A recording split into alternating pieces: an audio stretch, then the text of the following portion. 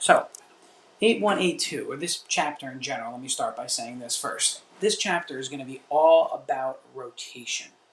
Okay, all about rotation. Now, we've seen rotation already once. We've seen it when we looked at circular motion. Remember when we had the pig flying in the classroom that time? Or when you spin the rubber stopper around on that cord.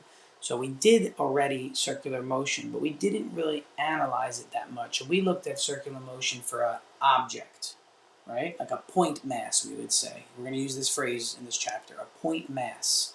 And if you think about the pig was the mass, and then the rope that was attached to the pig had nothing to really do with the problem. The rope created tension, but we didn't care about the mass of the rope. Now we're going to start to get into what if the thing that it's spinning on has mass. So imagine like a merry-go-round. As a person rotates around in the merry-go-round, well, the merry-go-round, it's a rigid body.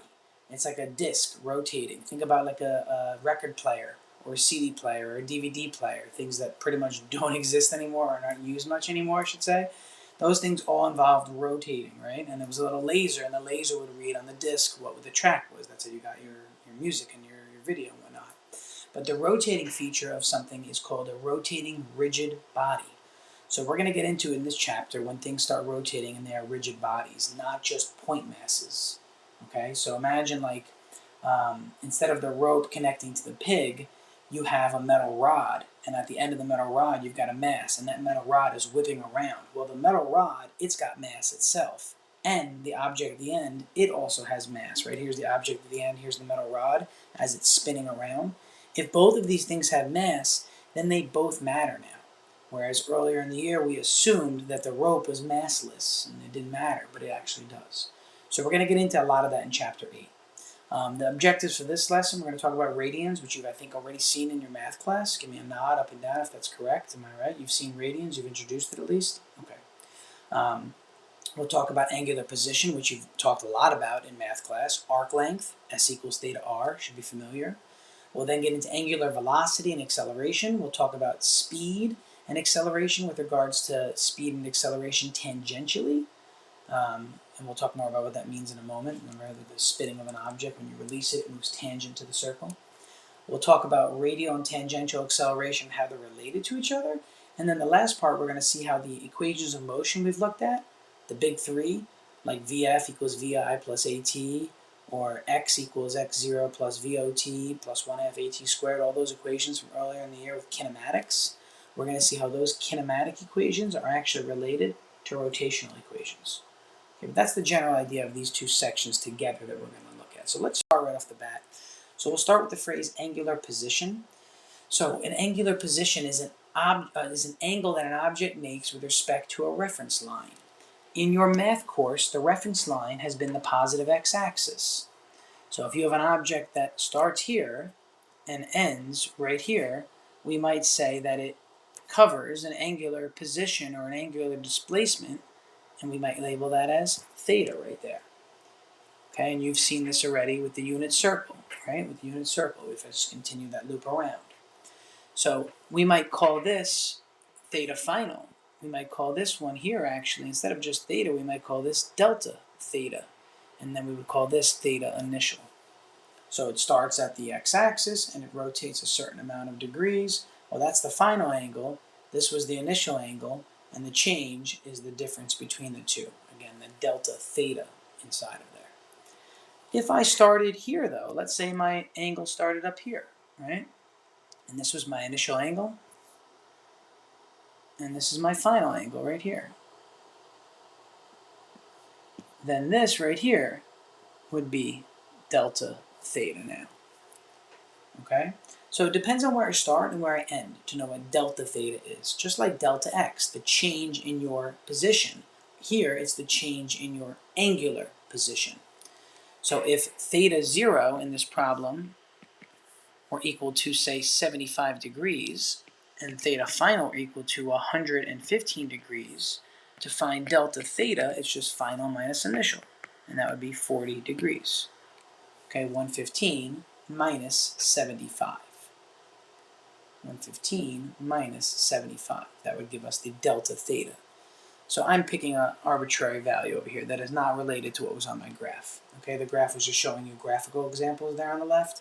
I'm just dictating with numbers now on the right. Now, in your math course, you've been talking about positive angles being in this direction, and we are going to continue with that notation. So when it is counterclockwise, we consider the angle to be a positive angular displacement. If it goes instead in the other direction, like that, we consider that clockwise, and that is a negative angular displacement. So when something is rotating, which we're going to see a lot of this chapter, if it's rotating counterclockwise, we're going to consider things that are rotating in that direction or causing that rotation to be positive. Things that are causing clockwise rotations we'll consider to be negative. Mr. Donachek likes to use a saying that he says is clockwise I despise, if you need to remember it somehow. And things that you despise would be negative things maybe, right? So he considers it that way. I personally, I like to remind my students when I'm like, you know what? You see the letter C twice there? I think of that as, oh, that's like making a minus sign and then another slash. The two slashes make a plus sign. The one C indicates that there's only going to be one slash, which is negative. That's like the way I remembered it. But again, it's a mnemonic, right? You pick whichever way you'd like to remember it. You could just say, oh, it's the same thing as math class right now, and it is. It's exactly the same as math, right? Okay? All right, so let's continue. Radians. You've learned about radians in math, but my guess is you've just been introduced to radians as a conversion factor and been told, oh, well, pi radians is 180 degrees. And that is true, and that's great. Pi radians is definitely 180 degrees, and that's a conversion factor we can write down right off the bat. And that's equal to what, a half a revolution? And then 2 pi radians, that's 360 degrees, which is 1 full revolution. So those conversion factors are really nice to know, and we're definitely going to want to use them. But let's talk about where the topic of a radian actually comes from, not just what a conversion is. Because we're going to need to convert, but because this is an honors physics course, you should really understand where it comes from. So by definition, 1 radian, right? 1 radian is when the arc length and the radius are the same. So I'm going to zoom in on this image. It's hard to see if I don't zoom in. So take a look at this. If the arc length turns out to be equal to r, which is also known as the radius, the angle there is technically, by definition, 1 radian. And where does that come from? Theta, right, equals s over r. If r and s are the same value, right, plug any number in for s, plug any number in for r. Let's say they're both 10 meters. What's 10 meters divided by 10 meters? It's just 1. And in this case, we call that 1 radian. So by definition, a radian is the angle intercepted when the arc length and the radius are the same. That's what the definition of 1 radian is. Okay, that's what 1 radian is. How many radians are there in a circle again? How many radians again are there in a circle? What's the value of radians for 1 circle, Christina? Careful, it's not 2 radians, you're forgetting. Yeah, there we go, 2 pi, that's good, good correction. So 2 pi, if I think about that number, right? 2 pi is what, 6.28 approximately? Everybody agree with that? 3.14-ish times 2, okay. So a full circle is 6.2 radians. So that means that if I'm going to split this into 1 radian, I should get like 6 pi pieces, and that's approximately what we have here. Here's what this would look like. That would be the 2nd radian right there. That would be the 3rd radian right there. That would be the 4th one right there. That would be the 5th one right there. And that would be the 6th one right there. And then we'd have this extra 0.28 radians right there. So again, this is 1 radian, 2, 3, 4, 5, 6.28. Okay, that's what it really is, just so you're aware mathematically. Now, what are we going to have to do with radians in this course? Likely we're just going to really have to convert them a lot of the time. Okay, so it's not going to be as much of a detail that you'll need it, but you guys should understand where this comes from. I didn't learn about what a radian was until I was in college. In high school, my teacher said, "Oh yeah, just convert," and I did it, and I was fine. Don't get me wrong, but I didn't really feel like I learned it well until I got to college. So I'm pointing that fact out now, so you guys are aware that it's not just a conversion factor. Hey, the second thing that's a little bit interesting is this: whether or not theta is in radians or degrees, theta technically is unitless. And that sounds weird, right? Because we're saying, oh, radians looks like a unit, and degrees, those look like a unit. But if I look at this over here, take a look. When I divide meter divided by meter, those are the exact same unit. So what happens to these units? They cancel. Meter divided by meter drops off. So technically, this is really just 1. But we can't just say 1 because we don't know whether we mean degrees, which there are 360 of them in a circle, or if we mean radians, which there are 6.28. So although radians and degrees are actually not units, we think of them and treat them like they are units. Okay, but they're not units, they're just a ratio. It's a ratio, again, of S over R. That's all it is, a ratio of S over R. So let's look at that formula so we can see it from your math class. So I like to start the formula with the one given at the top, but I'm guessing in your math class you probably saw it written as the one that's highlighted, which is the traditional way to see it. And that's the way it's written in your physics text as S equals theta R.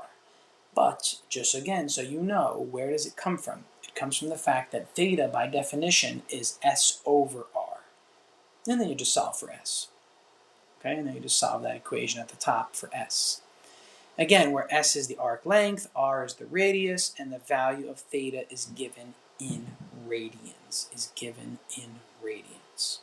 So if you're given in degrees, you've got to convert to radians for theta right away before you're going to use this equation. Any questions on these first couple definitions here? Okay. I want to do one example and then let you guys go for the day, because I know we're already at a little under an hour at this point, right? Yeah, we're already at like 50-something minutes. So I want to do this one quick example and then let you go. And this is a quick one, that's why I say that. So determine the distance that a point would travel on the outside of a tire if its radius is 0.3 meters and it has revolved 5/8 of a full revolution. Okay, 5/8 of a full revolution. So let's start listing things right off the bat. We know that R is 0.3 meters. We know that delta theta, or theta in this case, because we're using S equals theta R really, is going to be 5/8 of a revolution. And our goal is to figure out the distance traveled, which in this case, if I put a point on this tire, right, put a point right here, as this thing rotates 5/8, here's a half a revolution. It's a little more than that, right? 5/8 is a little more than half, so I'd go to like right there. So as this point rotates, or as this car rotates, maybe it's, in this case, the car is traveling in this direction, the tire, so the tire is rotating like that. So as the tire rotates this way, it literally rotates 5/8 of one revolution. So we have to ask ourselves, to use the equation, we've got to be in radians. So I need to start by converting my theta value into radians. So I'm going to put a multiplication symbol here, and let me put a little break in the page. And I'm going to multiply this by a conversion factor. How do I convert radians to revolutions? What would my conversion factor there be between radians and revolutions? Yeah, what do you got, Maura? Go ahead.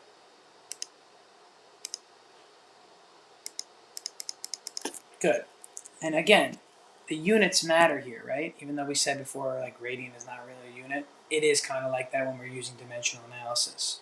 So 2 pi has the units of radians, and 1 revolution is equal to 2 pi radians. So remember that my conversion factor is always a numerator over a denominator, and it's always equal to each other. Again, 2 pi radians is 1 revolution. I can then cancel my units of revolutions here and here, and I can do 5/8 times 2 pi.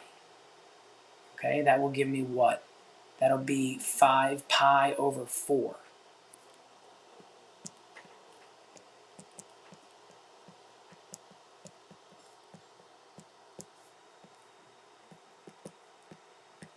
So do you see how the unit radian really isn't a unit, by the way? Because what should the units of S be at the end here?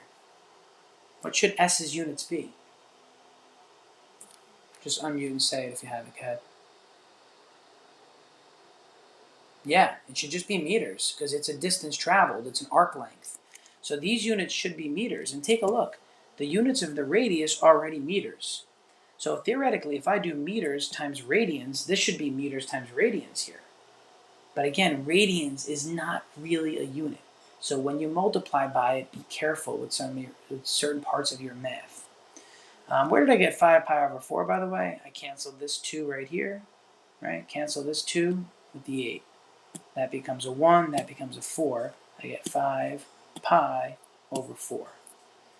And then this as a number is approximately 1.18 meters. Okay?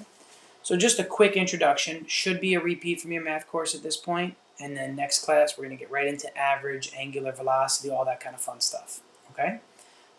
That's it for today. Feel free to hang back if you have any questions on things I didn't cover, something you want to ask about the class in general. I hope to look at your quizzes over the weekend and get them back to you on Monday. Okay?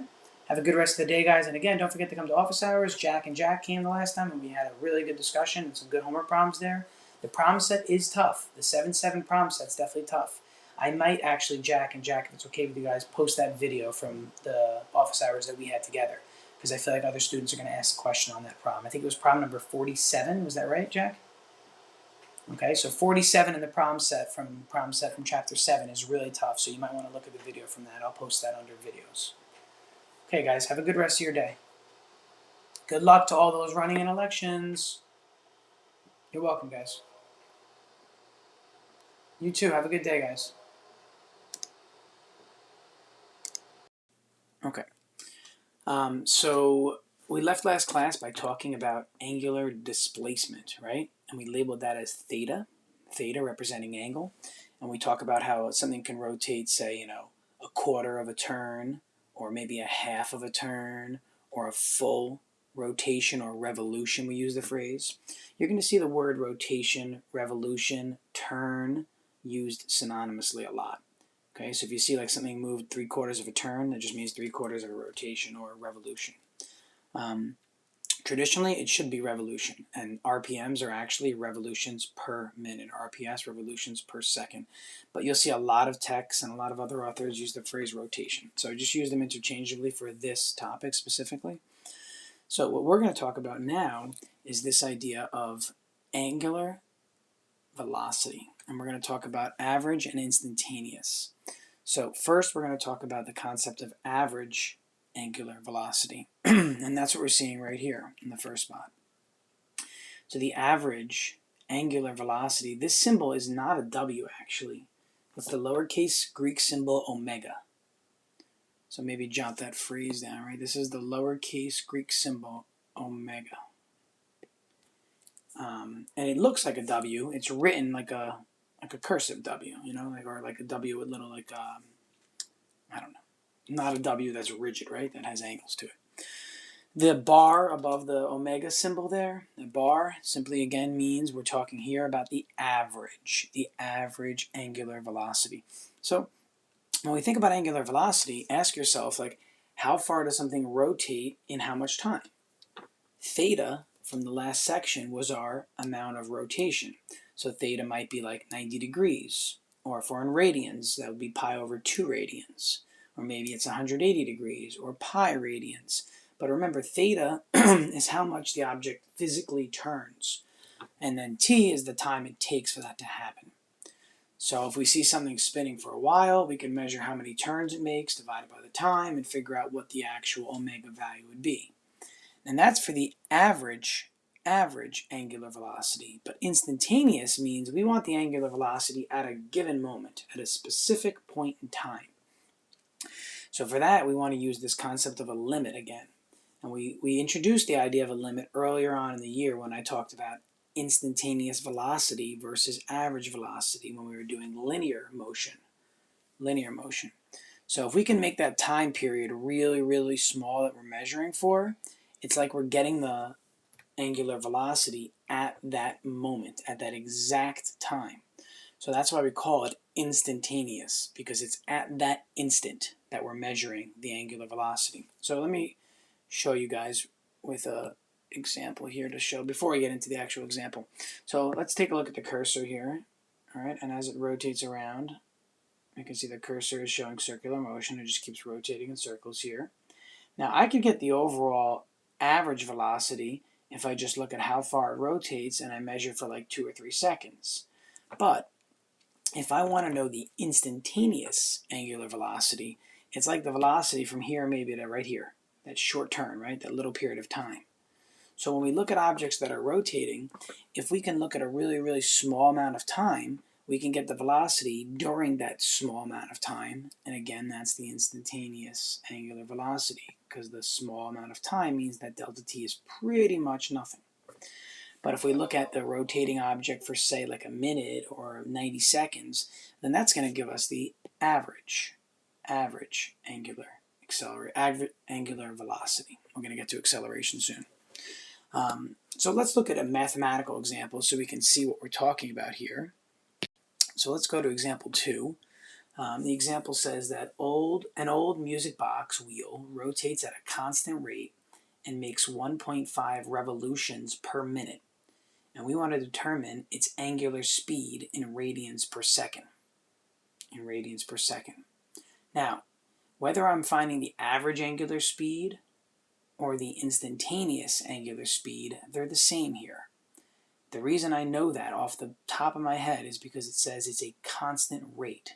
Take a look, right? It rotates at a constant rate. So because it's rotating at a constant rate, if I get the angular velocity in the beginning of when it's rotating, or at the moment at the end, or the moment in the middle, they're all going to be the same. So it doesn't matter when I measure the angular velocity or the angular speed. So in this problem, we have an object, right? So let's think about this. The way to draw this, by the way, it's not easy to draw it. So what you want to use is like loops, like you've done in your math class. So if you think about this, we know that it makes one full revolution and then another half a revolution. So from beginning to end, that's what our scenario is right here. It makes one full revolution and then a half of a revolution after that. And we know that, let's see, this happens in a time period of 1 minute because we're told 1.5 revolutions per minute. So already we've got omega equals 1.5 RPM. Again, RPM stands for really revolutions over minutes. So revolutions over minutes. But we want the angular speed in radians per second. So this kind of a problem is really just a conversion problem. And you should use dimensional analysis like we've seen to do this. You should not be trying to figure out like, all right, well, let me do this and convert this to minutes to seconds at one point, then revolutions to radians. Do it all in one step. So let's start with our value at the bottom here. So we're looking for omega. We're given omega in revolutions per minute though. And we want to multiply this to convert. So we want to get rid of revolutions. So let's put it in the bottom. And we want our unit to be radians. So let's put radians up top. How many radians are in a revolution, or how many revolutions are in a radian? That's the number value here. In either direction you can convert. What do you got, Maura? What's the number?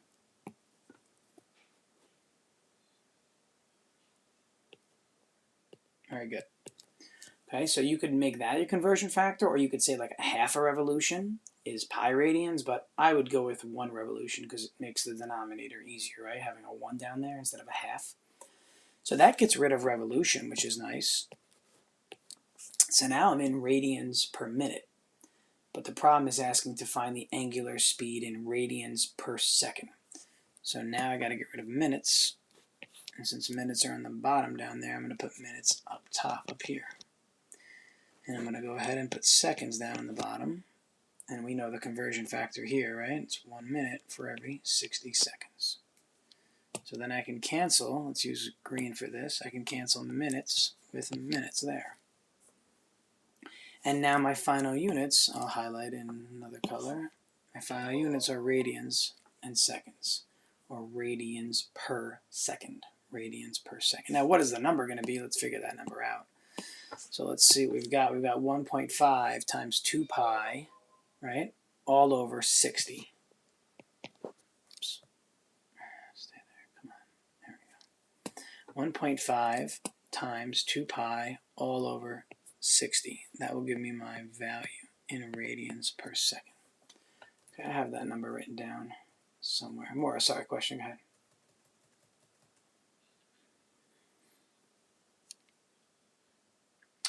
On a calculator, radian or degree mode only matters when you're actually using trig functions with it. So if you're doing like the sine of an angle or the inverse sine or inverse cosine, something like that, then you're going to want to make sure the mode is correct. If you're graphing a trig function, like you're graphing y equals 2 sine x, then you're going to want it to be in radian mode there. But when it comes to converting numbers, since you're not really using the units to do this, you're just multiplying, right? 1.5 times 2 pi divided by 60. It's not going to affect your answer. Okay.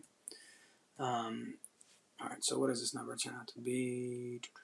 0.16. Okay. So that's my rotational speed, or my angular speed in radians per second, converted from revolutions per minute. Seemingly simple thing to do because we're just converting units, but really important that we know how to convert from radians per second to revolutions per minute, and obviously the way we just did from revolutions per minute back to radians per second.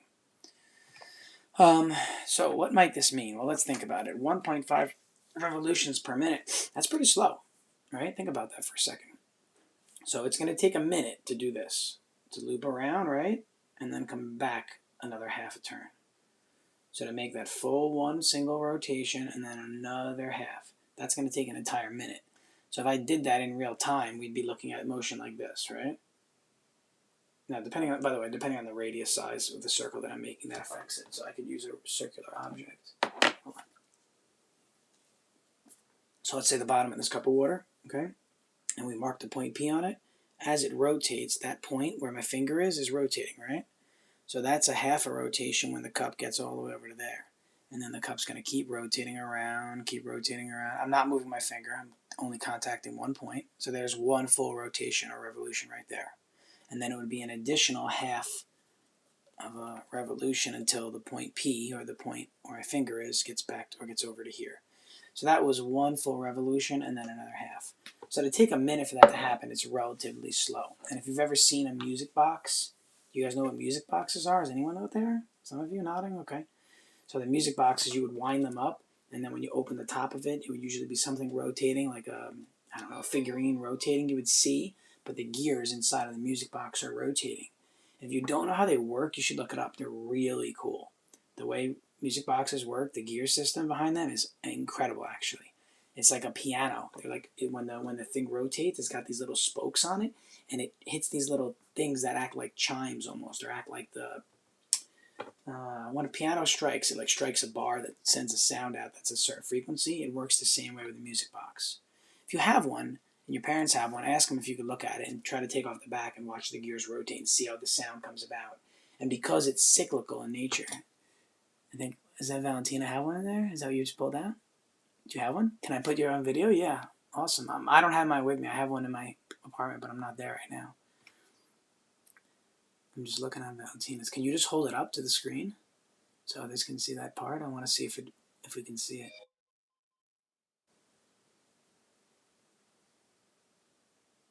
Yeah, nice.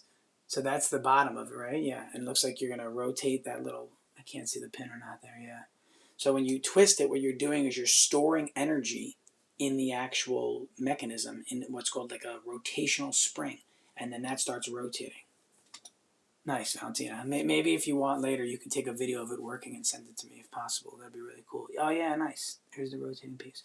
Okay, and what I'll try and do also, once I get mine back, I just don't have it with me right now. I'll try and do the same thing. Okay, so that's how this mechanism works. Oh, I lost Seb. He's back. Okay, there we go.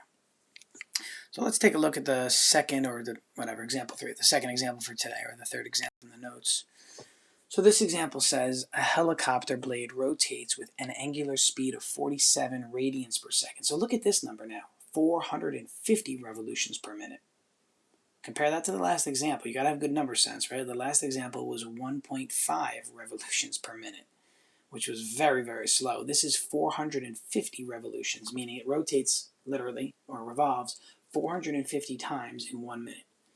So if we think about that in like time and like per second, we're talking about a really, really high amount of rotations, right? If we divide that by 60 there. So this question says, through what angle in degrees does the blade rotate in 8 seconds? Through what angle in degrees does the blade rotate in 8 seconds? So let's start first just by listing our knowns, okay? So we're given the angular speed of 47 radians per second. So let's start by writing that.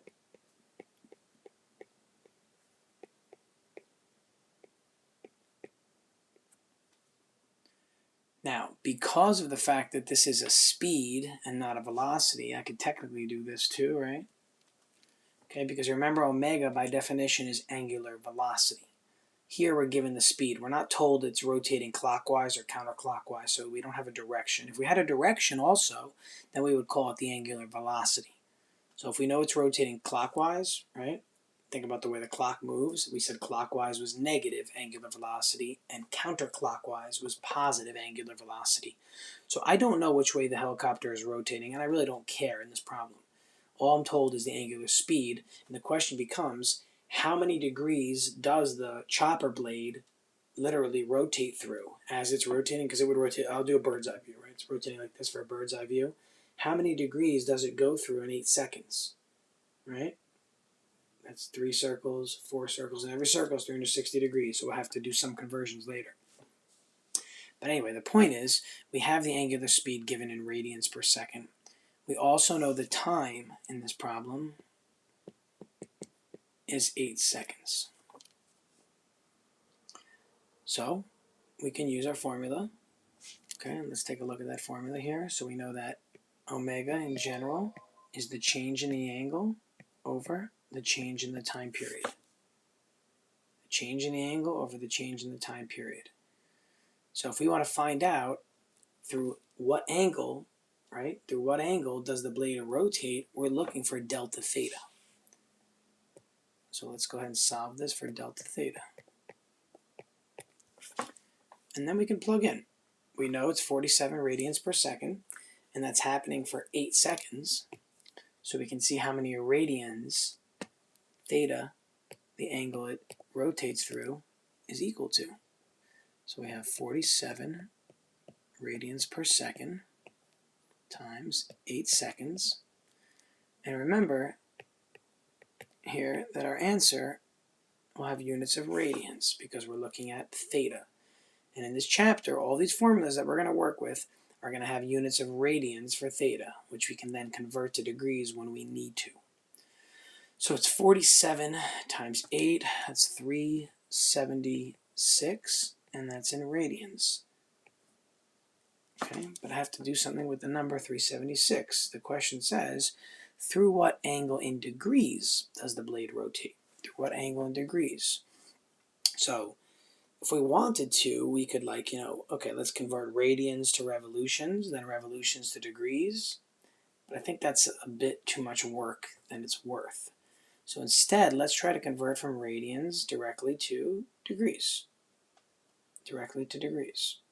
So what do we have? What's our conversion factor for this one? From radians to degrees now, as opposed to earlier where it was in revolutions, right? Earlier it was revolutions to radians. Now I want radians to degrees. What's that conversion factor going to be?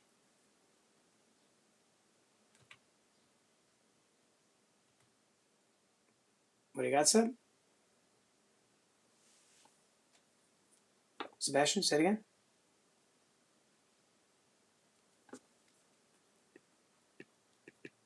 So we got, 180, go ahead, is it degrees? And how many radians is that? Careful. Half a revolution. But what's that in radians? Do you remember? What's a full revolution in radians?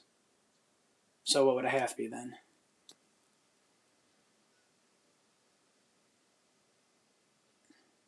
Very good.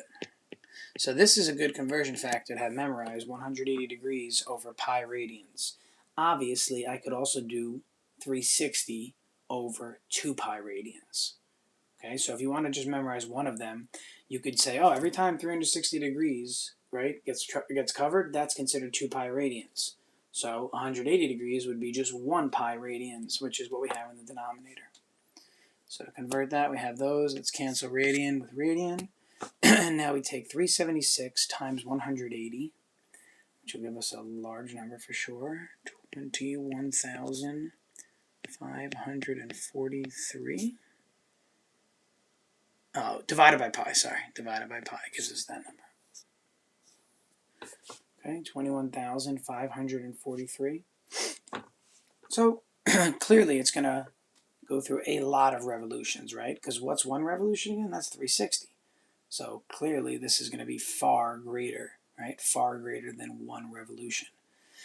And we know that if it's, again, 450 revolutions every minute from the problem, right, that was given earlier on, it says that this value is around 450 revolutions per minute, then we know that it's going to be a lot of revolutions in 8 seconds. Okay, it's going to be easily, another 60 or 70 revolutions in an 8-second time period. Any questions on this idea of using theta to measure angular rotations and then omega to be the speed at which it's rotating? I asked you guys a problem about this earlier in the year, if you remember. I asked you about, it was when we were covering the topic of tangential speed, the speed of an object as it's on the outside of a circle, when we were doing circular motion. And we talked about how as the object gets further and further out, if it's rotating at the same rate, the objects on the outside are rotating faster. The object in the middle is only rotating like this, and the object right along the axis of rotation is barely rotating here. So this is going to carry into the next idea that we're going to go into here. But what I want you to think about is this. As any object rotates, right, doesn't matter if I'm here, or like a little bit closer, the rotational or angular speed is the same for any point on this object. So for example, let me screen share another screen for a moment. Hold on. I think I can steal my screen over, right? Yes, I can. Nice. Okay.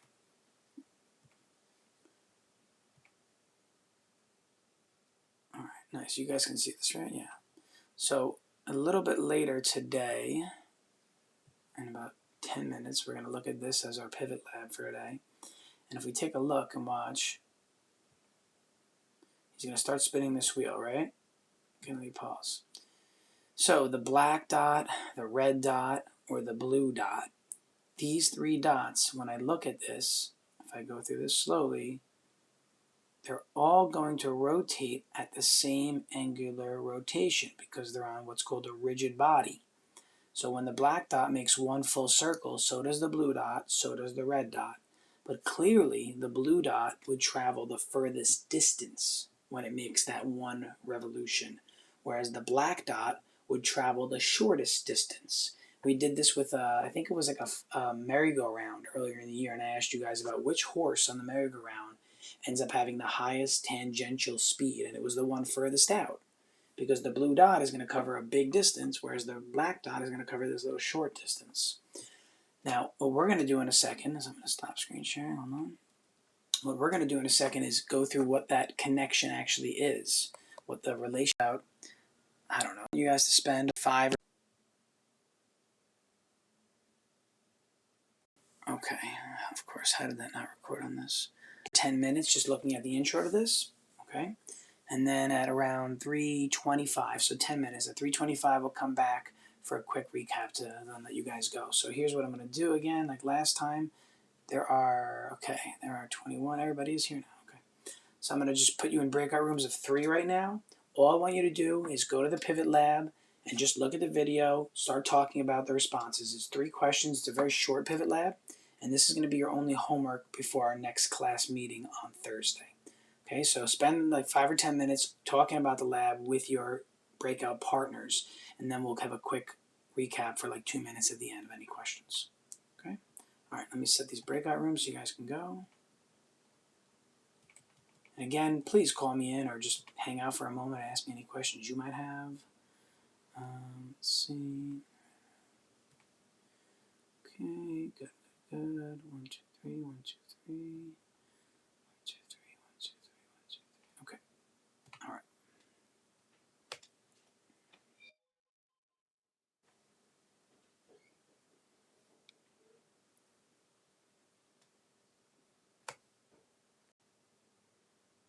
Right? Radians per second divided by seconds, it's going to have a unit of radians per second squared. So that's my angular acceleration. If I want to find the angular acceleration at a given moment, an instant in time, we want that time period to decrease until it's practically zero, right? And this is what you've been starting with Fiore right now, the concept of a derivative or the slope of the tangent line. And that's what we're seeing right here. So again, the limit of this expression is what's giving us the instantaneous angular acceleration. But again, just like regular acceleration, it's the rate at which the velocity changes. And again, in this case, the angular velocity that we're focusing on. So let's go right into it. It's going to be, example problem for this. Oh, sorry, let's look at a setup and then we'll do an example problem. So this should be very familiar. This should be very familiar. And I know it doesn't look familiar, but the setup is. And if you recall, earlier on in the year, like way earlier on in the year, we had a scenario where we looked at a table and it was like speeding up versus slowing down, right? If the velocity was positive and the acceleration is positive, we would say it's speeding up. If the velocity was negative and the acceleration was negative, we would say it's still speeding up, but in the negative direction. But when the velocity was positive and acceleration was negative, it was slowing down. Or when velocity was negative and acceleration was positive, it was slowing down. So if you recall, it was when the signs of velocity and acceleration differ that we had slowing down. When the signs of velocity and acceleration are the same, we have a scenario where it's speeding up. So let's look at it here now, and I'm going to zoom in on the first one. The first two, I guess I'll start with for now.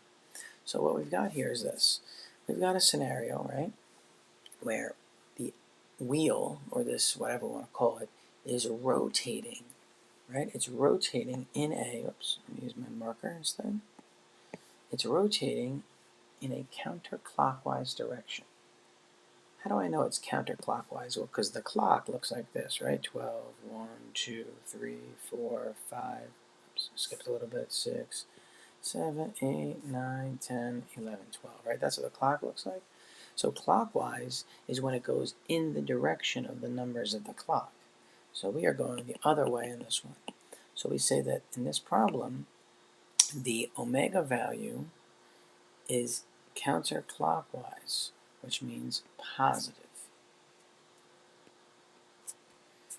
Okay, the omega value is counterclockwise, which means positive. That's why it says omega is greater than 0 up here. Okay, indicating that counterclockwise is positive. Well, the acceleration in this problem, the angular acceleration, alpha, is also counterclockwise. See the weight that's hanging on this side? This weight over here that's hanging there, that provides, we're going to talk about this phrase in a little bit, so don't worry if you don't know it yet, but torque.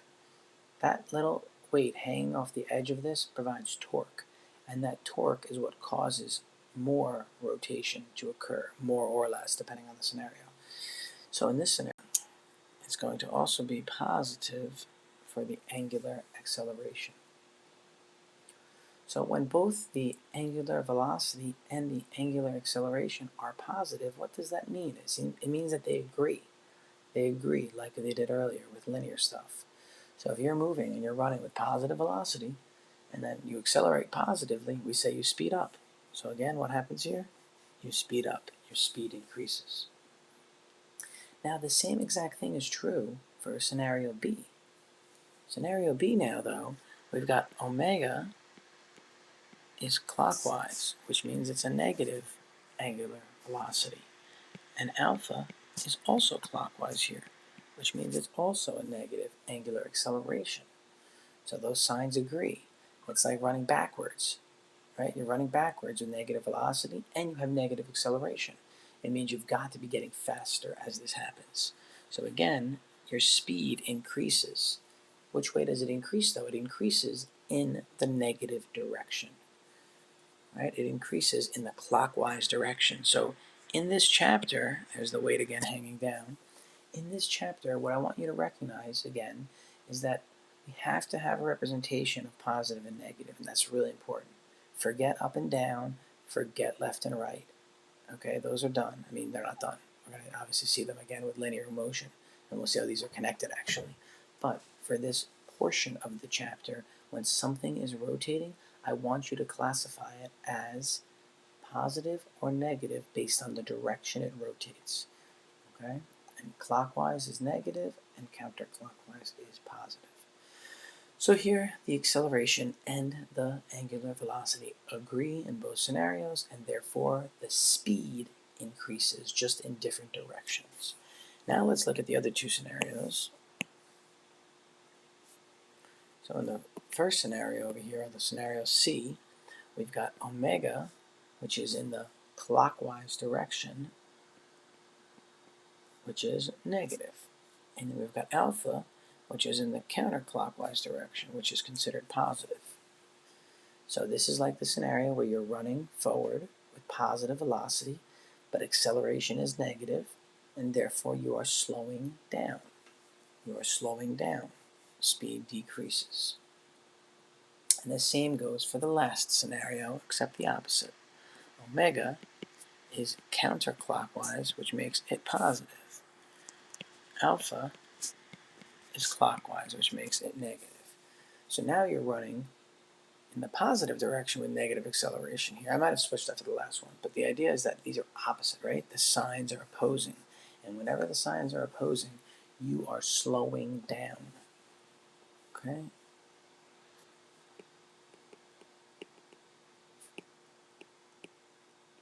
Okay, slowing down.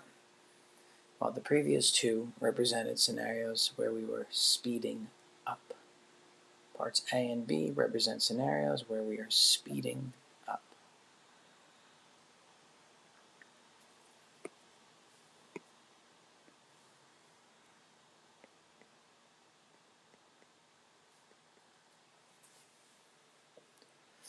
So just like linear motion, if our acceleration and velocity agree, we're speeding up. If they disagree, meaning opposite signs, we're slowing down. Easy way to remember it, okay? Same exact analogous nature as linear motion. So now let's look at an example at this point, okay, now that we've gotten this idea down. So we've got this scenario. You step on a stationary skateboard and kick off to begin to ride. If the angular acceleration of each wheel is 1.8 radians per second squared, how long will it take before they are rotating at 12 radians per second? 12 radians per second. So let's list what we've got as givens. So right off the bat, it says you step on a stationary skateboard. So what does that indicate to you? If the skateboard is stationary, what do you think of right off the bat? George? Yeah, and in this case, since we're looking at the rotational velocity of the wheels, what variable are we going to call that, George? If you don't remember the name, yeah, good. Give me the symbol, nice. So it's omega, just so we're used to it, but yeah, it looks like the W, very good.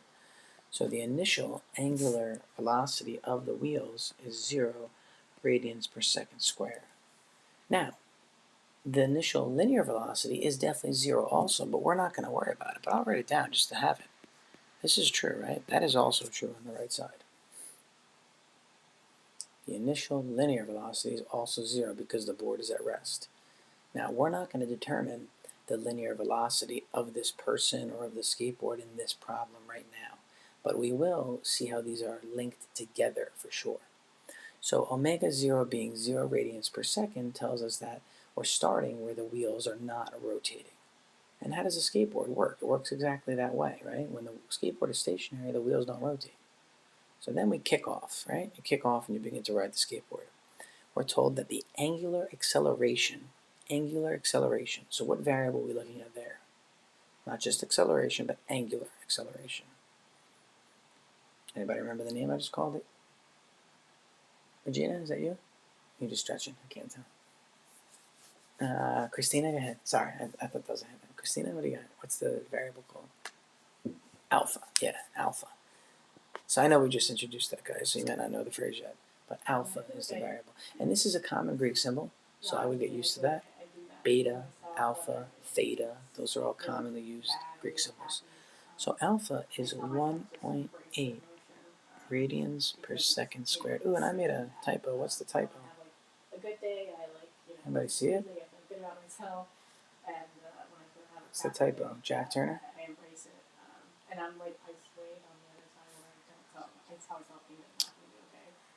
Not that, no. Okay, that's okay, Jack. Good try that. What do you got then?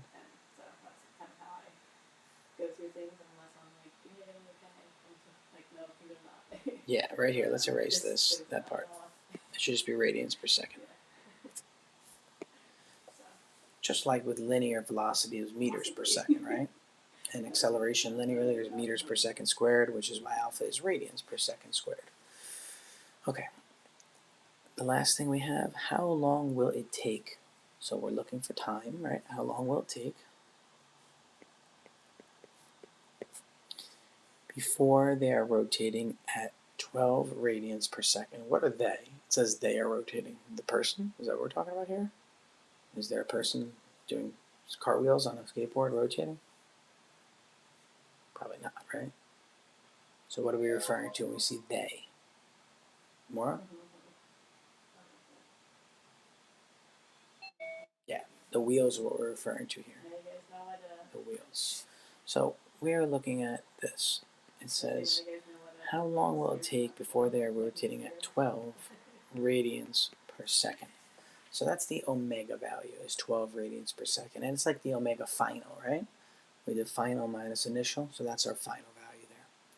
And now we can just take a look at our definition of acceleration from the last slide. Acceleration is equal to the change in angular velocity over the time period. Notice I'm dropping delta t a lot of the time when I'm writing it. The reason delta t is used the way it is so that we can see that it's a time period. And so that in that time period, that we take the limit as it goes to 0, we get the instantaneous value.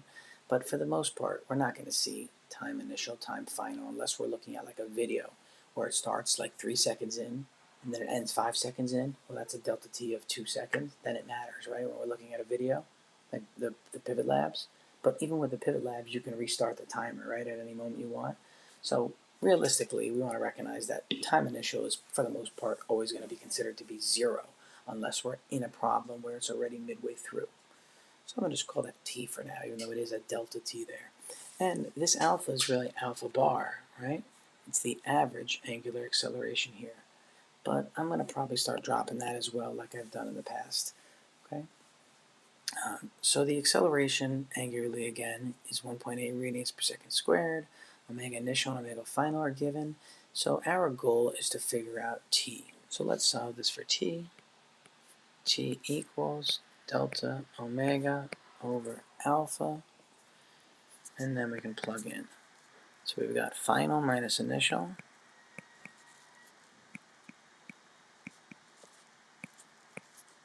All over the angular acceleration.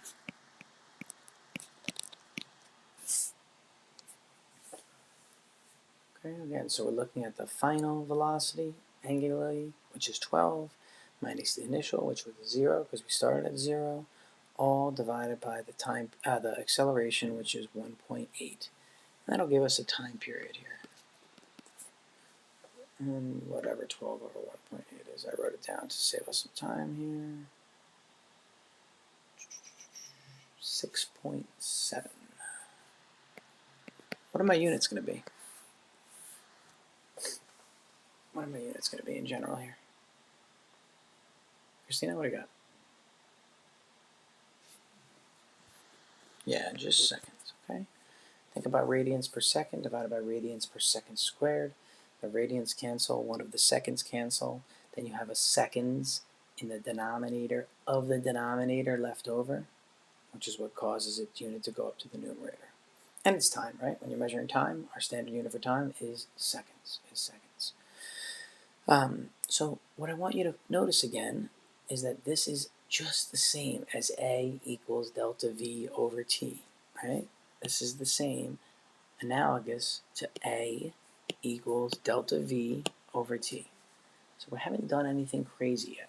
And I want you to see how these things are related to each other, because it makes this chapter so much easier to analyze and understand when you see the analogous nature to whatever chapter 2 was, I think. Chapter 2, yeah, it was chapter 2.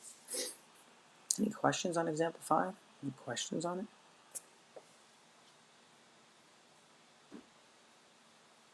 Okay, let's continue then. So the next idea is just like what we saw a moment ago, where we related the tangential speed to the angular speed.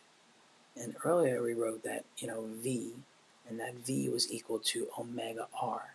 But now we want to look at the tangential acceleration, which is something that we have not seen yet. We have not seen this. And the reason we know we have not seen it is because when we were looking at circular motion earlier this year, we looked at what was called uniform circular motion. Uniform means consistent or constant, not changing. So that's what we were noticing. It was not changing its speed when it was spinning. So when we were spinning the rubber stopper, or when that little pig was flying around the room when you guys walked in that day, it was moving at a constant tangential speed. So it wasn't getting faster or slower, right? Look at my hand, the way it's moving, constant. But maybe it starts slow, and then it gets faster and faster and faster and faster and faster and faster and faster, right? Like something's spinning or increasing. Well, then it would have not only angular acceleration, but also tangential acceleration. So when something is spinning, and it's going constantly like this, it only has what we called, remember what that was called? What was the acceleration toward the center called? Who remembers from chapter 5 earlier this year? What was that called? The acceleration felt toward the center of the circle. What was that phrase? Maura, what was that phrase there? Oh, that's all right. Seb, nice. The unmuted Seb. That's fine. Good answer, Seb. Centripetal acceleration. Nice. So the centripetal force, which provides, right, the centripetal acceleration was the rope or whatever. So we looked at centripetal acceleration that was keeping it in circular motion. But if it does speed up, then we must have what's called tangential acceleration. Let me draw a representation of this. Okay, so let's say we've got, let me draw a circle first. So let's say we've got a disk that's rotating, okay, in that direction. Let's put the center point of the disk right here. And when the disk rotates, let's say, hypothetically, we've got a bug. And here's the little bug right over here. I'm trying to put the little legs of the bug and the body, okay? So there's the bug. And the bug is walking or standing still on the edge of the disk. And the disk is rotating and rotating and rotating. What's keeping the bug from sliding off the disk? What's keeping the bug from sliding off of the disk? Jack Turner, what do you got?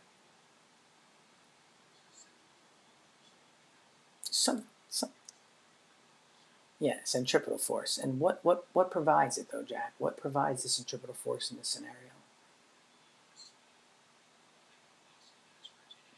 Remember, when I say what provides it, I mean I need a force. So what force is keeping the bug from sliding off physically?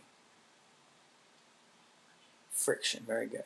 So it is friction that's keeping this bug from sliding off. Because the bug, remember, when something spins in a circle, it wants to flee the center, right? We call that the centrifugal effect, the desire to want to flee from the center. But we know that this bug is pulled toward the center because of the force of friction. I'm going to zoom in on this a little bit better so you can see it more, okay? Now, if there's a force acting toward the center, there must be acceleration acting toward the center. And that was our centripetal acceleration. And this was all from earlier on. I think yellow is hard to see. Let me use green to cover that up. Okay, that looks a little better. So that was what we learned with uniform circular motion. But now, let's look at this scenario, okay? And let's make believe that this thing that's rotating is getting faster and faster and faster and faster and faster and faster, and it just keeps speeding up more and more, like the wheels on the car, or like the wheels on the skateboard, right? As your car gets faster, it starts to rotate faster. Now, if something is rotating, we say that it's gaining velocity. So if it has angular acceleration in that direction, do you remember we used to draw a vector here? We would draw this vector and we would say, oh, there's the tangential speed, right? And it was tangent to the circle. And we use the example, I think it was Regina pitching in softball. If she releases the ball at the very bottom of the arc, it will travel in a parallel, or in a line parallel to the floor when she releases. But if hypothetically she released too early, it would like spike into the ground, right? Releasing the ball too early would do that. As the ball's coming around in the arc of her arm, if she released too late, it would get launched up into the air. So the idea was that when you release something in circular motion, it moves tangent to the circle. So we have tangential speed there shown in that diagram. Well, we want to consider the fact that what if this thing is getting faster as it rotates? Then that Vt value, see the Vt value there? Vt must be getting faster also. And for Vt to be getting faster and faster, we must have what we call what we call here tangential acceleration. Okay, for Vt to get larger,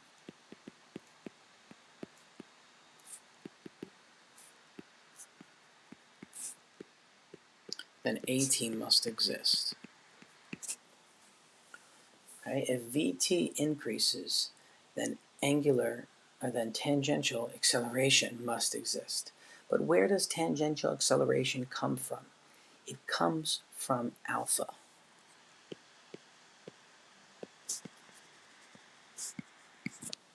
Okay? And why do I mean that? Why does it come from alpha? Because the only way this wheel can start speeding up more and more is if there's alpha. Alpha being the angular acceleration. And if the wheel is speeding up more and more, then alpha is what ends up causing At to exist. Okay, so again, imagine a wheel that's getting faster and faster and faster and faster and faster. That means the velocity tangent to the circle is also getting faster. So let's go into the math as to what this is now.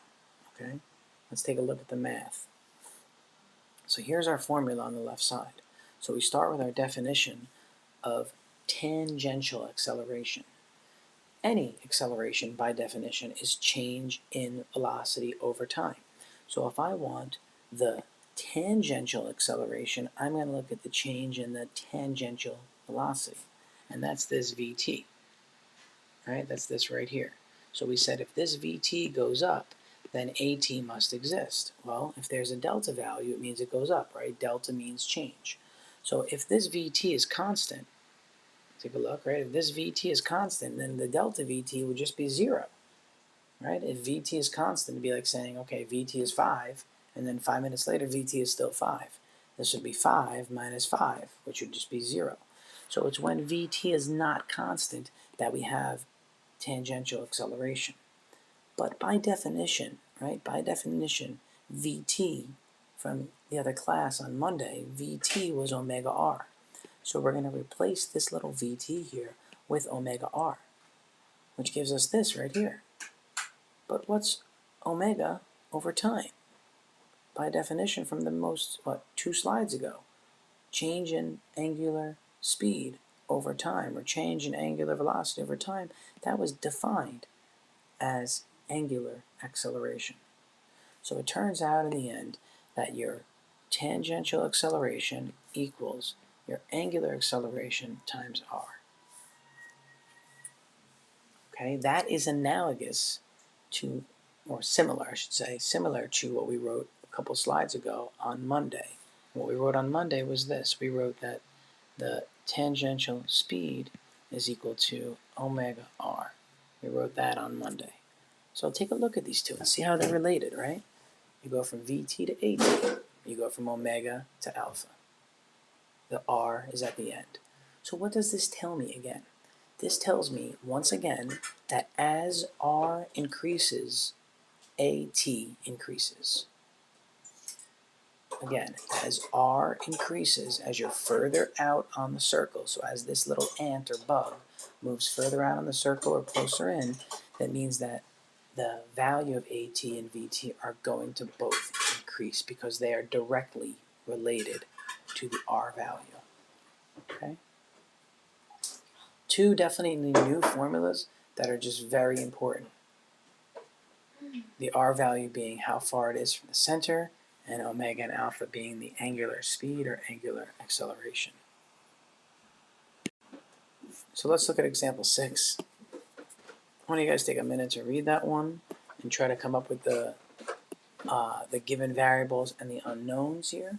So take a minute to read it to yourself, come up with the given variables and unknowns. I'm sorry, Jazz. Is it the water from the cereal bowl? Yes, you dumbass. Oh. Why would you put water there? I thought shit was clean. It wasn't, which is why I put water in to indicate that it wasn't clean because there was no room in the sink to put it last night.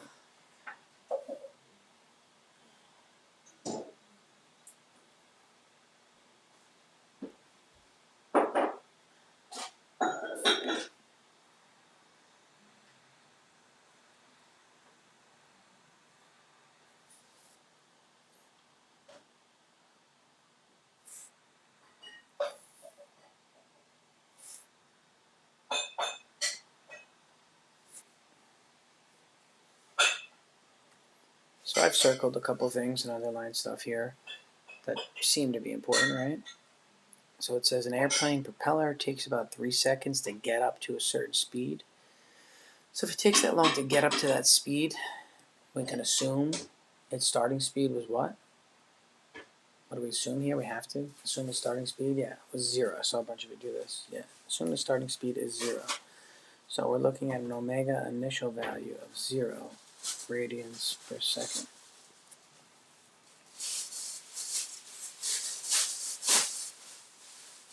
And it wants to get up to a rotational speed of 1900 RPMs. What does RPM again stand for?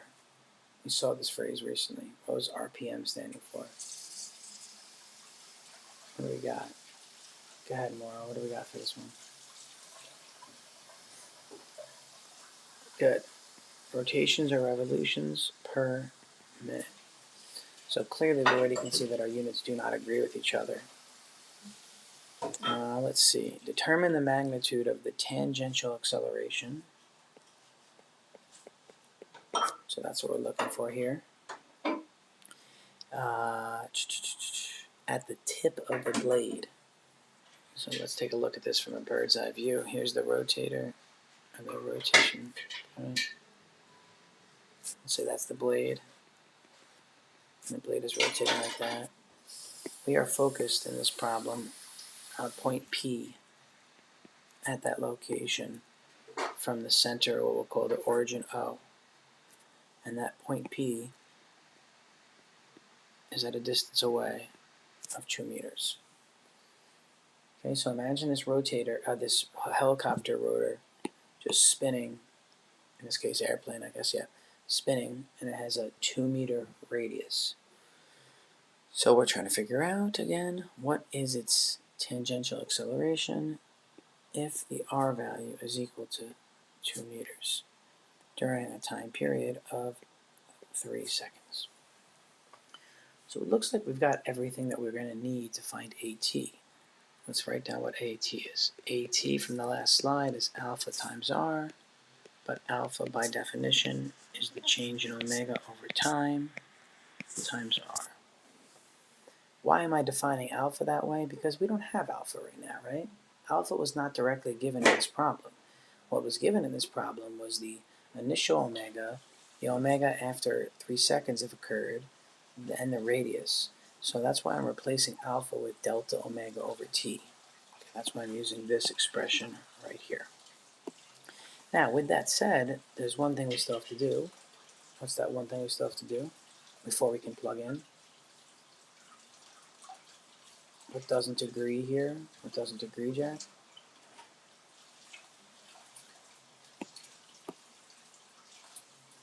Yeah, we got to get rid of this 1900. And let's be careful. Not just 60.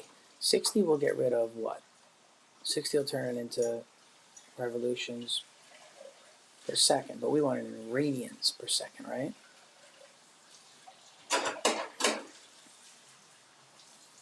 Yeah. Yeah. I think it's going to be the 2 pi in the, let's see, in the numerator, yeah. Yep, and I'm going to do a double conversion to show it. So I'm going to first get rid of my minutes by putting minutes up top and seconds down below. And there's 1 minute and 60 seconds. And then and that gets rid of minutes, right?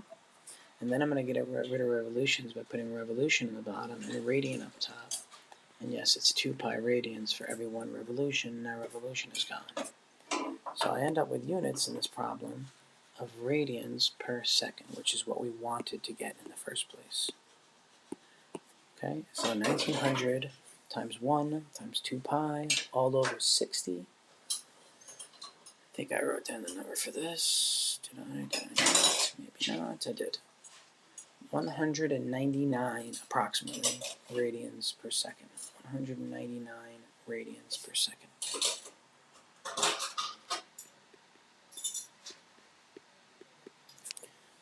Okay, so let's go ahead and figure out what AT is then.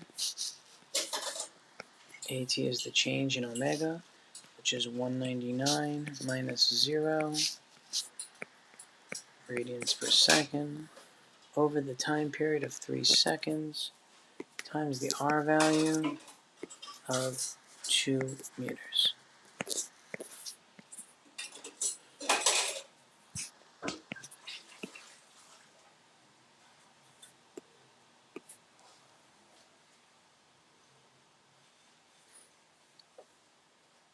We will get a value of 132.7. Oops. Jesus. 132, not 13. 132.7. And what would my units be for this? What would my units be? It's acceleration, right? It's acceleration. Tomorrow, guy? Yeah. Okay. Meters per second squared. And remember, this is not a rotational acceleration. That was alpha, which has units of radians per second squared. This was AT, which is meters per second squared. Because remember, what is this really? This is the acceleration of a point on the outside of the circle. It's tangential acceleration, which is a linear value, and linear values are in meters, not radians. You could obviously check the units as well by looking at it this way. Let's see. We've got meters here, per second, meters per second is meters per second squared. Well, what happens to this radian here? If you recall, I mentioned to you guys that the unit radian is not really a unit. Okay, a radian is a percentage of a circle, just like a degree. A degree is 1/360th of a circle. That's what a degree is by definition. It's 1/360th of a circle. It's not really a unit. It's a proportion.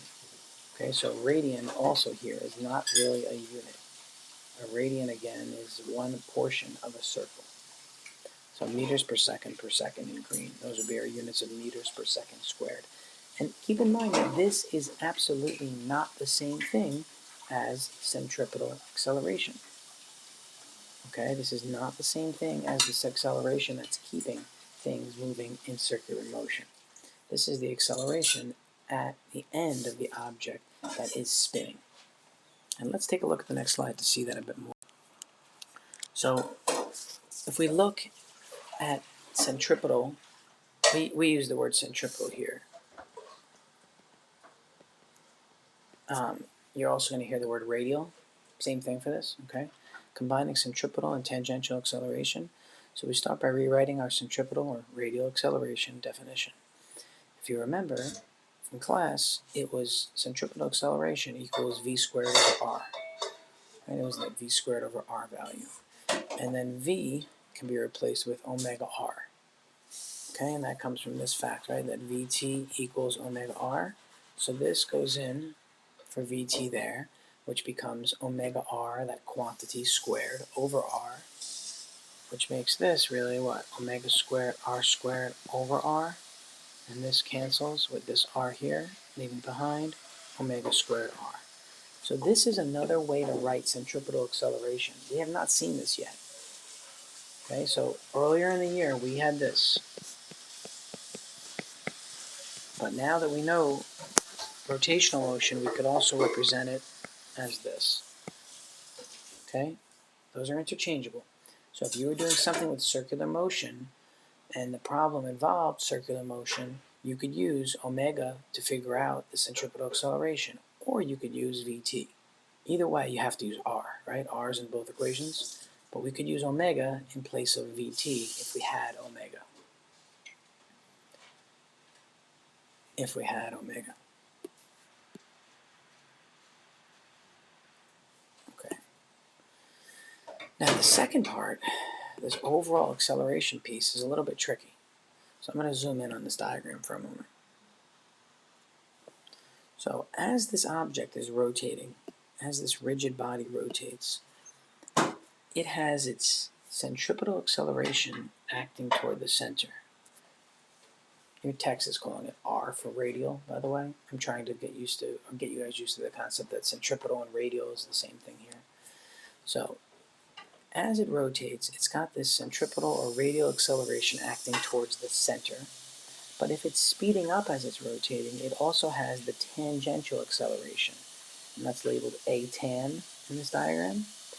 So if I think about it, if its centripetal acceleration is that way, and its tangential acceleration is that way, then the overall acceleration must be the hypotenuse. Okay, so think about a triangle like this. Right here's your triangle. Think about it that way. And there's the hypotenuse in blue. So this blue line is the overall acceleration felt by this object, that blue line that acts along the A vector there. So what I want you to recognize is that for these problems in this chapter, we are going to have not just tangential acceleration, but also radial or centripetal. So if we ever want to find the overall acceleration, how would we do it? We would use Pythagorean theorem, because this makes a right triangle. So let's jot that down. Oh, there it is right there. Okay, the overall acceleration is equal to AT squared, which is the tangential acceleration squared, plus the radial acceleration squared, all under a square root. Okay, so if we wanted to write that, we could say A equals the square root of this. I'll use AC here if you want, just to make it more obvious from earlier this year. Okay, remember, I'll put this at the top, that AC is the same thing as AR. Those are the same variable. You'll hear a lot of text use centripetal acceleration. You'll see some text use radial. Your text for John Cole uses the phrase radial, so I want you to be familiar with both. Okay, so what do we gain from this slide? First, we gain the fact that instead of using this formula here, we can use this formula here to find our centripetal acceleration. That was the first part.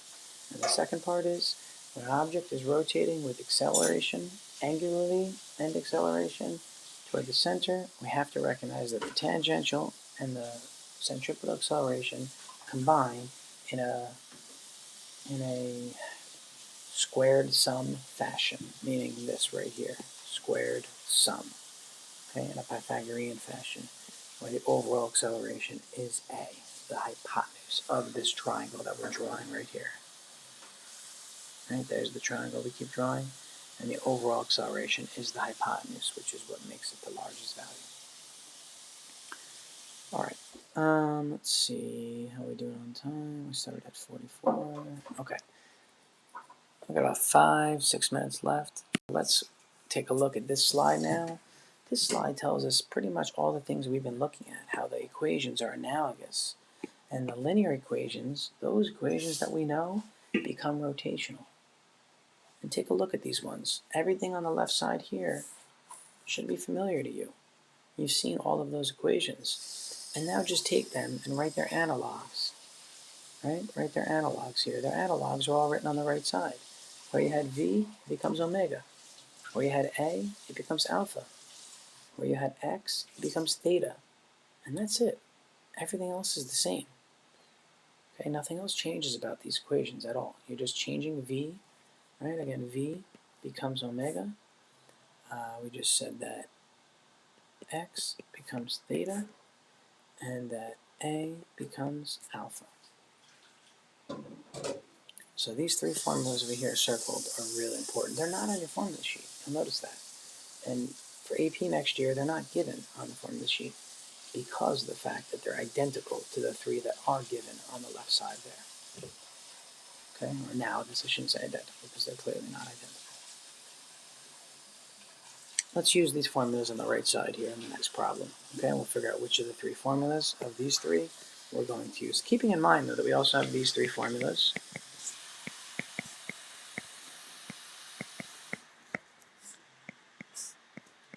Okay, these three are also important formulas right there. And notice how those three formulas I just wrote and I boxed in are also very similar to each other.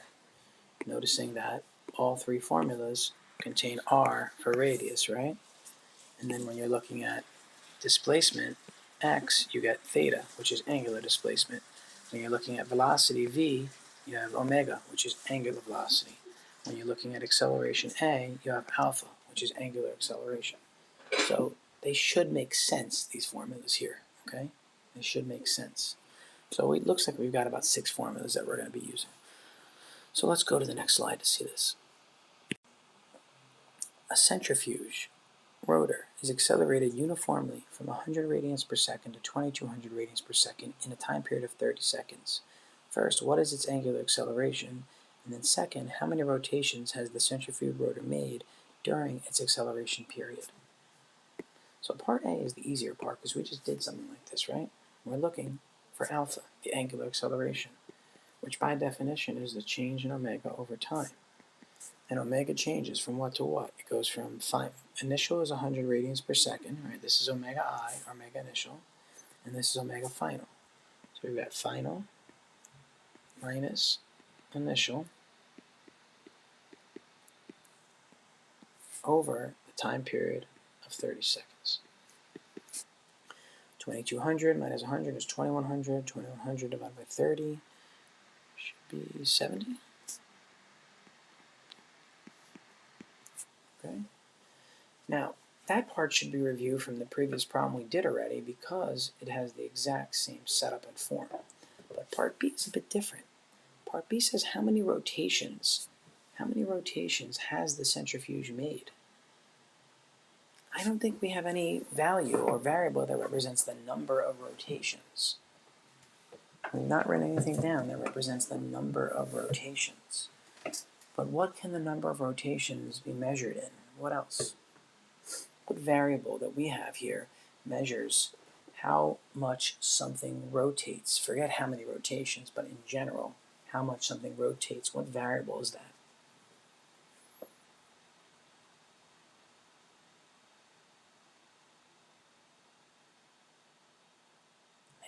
Ideas?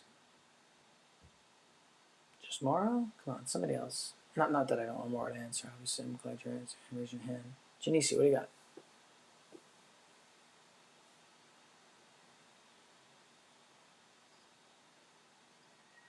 Okay, I like that. Think about how many 2 pi radians occur. So, Jack, let me ask you a follow-up to that. What variable, Jack, are we searching for then if we're looking at something that's measured in radians, Jack? What variable is it that we're going to solve for? Go ahead.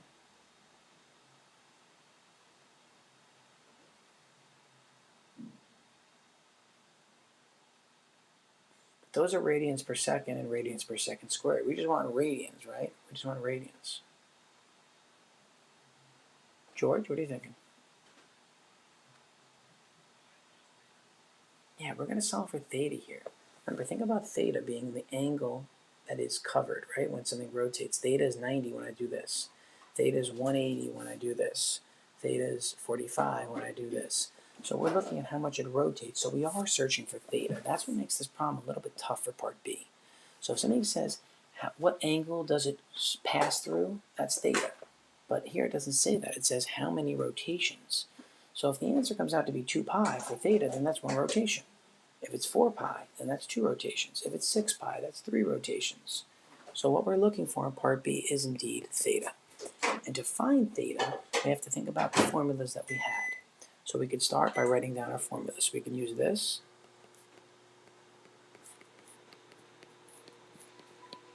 or we can use this.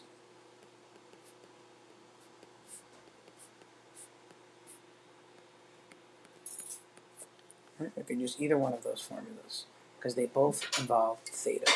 The third formula does not involve theta. So which of these two formulas can, should, would we use?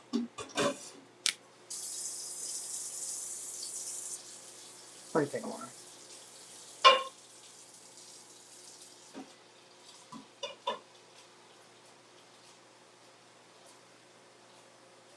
And what do we have to assume then, Maura, if we use the first one there? Yeah. Imagine again that this centrifuge rotor has not moved at all, right? It's uniformly accelerated from a certain value to a certain. So maybe it like starts right here, where the object is all the way out there, this being the center. And then we want to figure out how many times it is rotated. So we have to assume that the starting value it starts at is indeed 0. Or we can move theta 0 over to the left-hand side and write this as theta minus theta 0 equals this whole thing. And theta minus theta 0 is just delta theta, which is what we'd be solving for in either case. Okay, but yes, as Mauro said, the initial angle should be 0 pretty much. But we would be solving for this in the second equation, or we're solving for this in the first equation. Okay, but I agree with Mauro. I would use the first one because theta is already by itself there. It makes life a little bit easier. So let's plug into this formula here. Omega 0 was 100 times the time period of 30 seconds plus 1/2 times alpha times 30 seconds squared. Okay, so 100 times 30 plus 1/2 times 70 times 30 squared. What will that give us? That will give us a value of 34,500 radians. 34,500 radians. We're about done for the day, but we have to do one last thing. Is that my answer? What is the problem asking us for in part B? Does it ask us how many radians it covers? No, it does not, right? So what's the last step in this problem? What do I still have to do? Christina?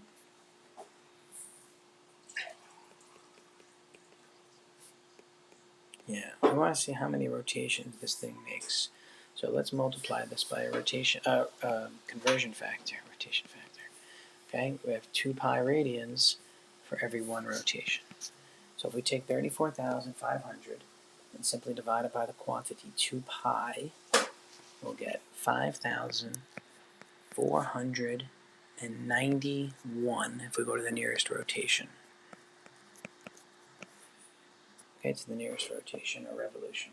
5,490. Think about that. That's pretty crazy, right? In 30 seconds. In 30 seconds, the blade has spun over 5,000 times. So this is what happens when you go to the dentist, when you hear that high-frequency pitch, when that thing is spinning and you're getting your teeth cleaned, or when you get on an airplane and you start hearing the humming of the actual thrusting from the engines, right, from the turbines that are spinning. That's physically what's actually happening there. It's spinning at such a high rate that you almost don't even see it. And I don't know if you've ever noticed this before. A little fun fact for you. If you've ever been in the car and you're driving and you look at the car next to you and you look at the tires, sometimes it doesn't even look like the tires are spinning forward. It looks like they're spinning backwards. You should check this out sometime. I know right now you're not on the road and nobody's out, but maybe even you could probably look at a YouTube video of this. When a tire spins so fast that the human eye can't follow it, you're lagging and you're actually missing it every time. So it looks like the tire is spinning backwards. It's a weird phenomenon, but it is exactly what's happening here. When your rotational speed is such a great value, that's what happens. So about 5,000 and change rotations. All right, so here's what I'd like you guys to do over the weekend. I want you to do the homework for this section, but we also want... Okay, so this problem says, to throw a curveball, a pitcher gives the ball an initial angular speed of 36 radians per second to get it to spin. When the catcher receives the ball, it has already spun 4 times, and its angular speed has decreased. And this is a decrease due to air resistance that's causing an angular deceleration of approximately 3 radians per second squared. The question is, what is the angular speed of the ball when it reaches the catcher? So let's start by just quickly underlining our given values. Okay, and then what are we actually looking for? Is the angular speed. So we've got our omega 0 value of 36 radians per second. We have a delta theta here, right? The rotational change. Well, it spins 4 times. So 4 times is 4 full complete cycles, or 8 pi radians. We could have written that as 4 times 360 for 360 degrees, but then we'd have to convert it anyway. So again, spinning 4 times is 8 pi radians. Think about one complete spin as 2 pi radians. And then the value of alpha. Since it's a deceleration, we have to make it negative here because it's opposing, right? 3 radians, negative 3 radians per second squared, because it's opposing our omega 0 value. Had we called this negative to start, then we would have called this positive, actually, as long as these are opposing signs, indicating that we have deceleration occurring. And our question says, find the angular speed when the ball reaches the catcher. So we want omega final. And again, it spins 4 times before it hits the catcher, is the idea. Hit the catcher's glove, I should say. So let's think about what formula we can use here. We've got, let's see, an initial and final speeds. We've got a displacement angularly. We've got an acceleration angularly. So we're looking at the same formula we would have used linearly, but with angular. So omega squared equals omega naught squared plus 2 alpha delta theta.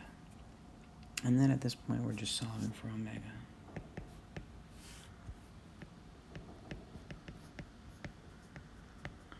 And we know all of these values, so we can plug in at this point. And we'll recognize that our omega value should be less than the omega 0 we had because it's deceleration. So we've got, what here, 36 squared plus 2 times negative 3 times 8 pi, all under the square root. And that'll turn out to be 33.8 radians per second. So again, what we emphasized is that we started with a certain angular speed and we ended with an angular speed that was less than what we started with because we have deceleration in this problem. It is on the next slide listed here. So this homework is due on Monday.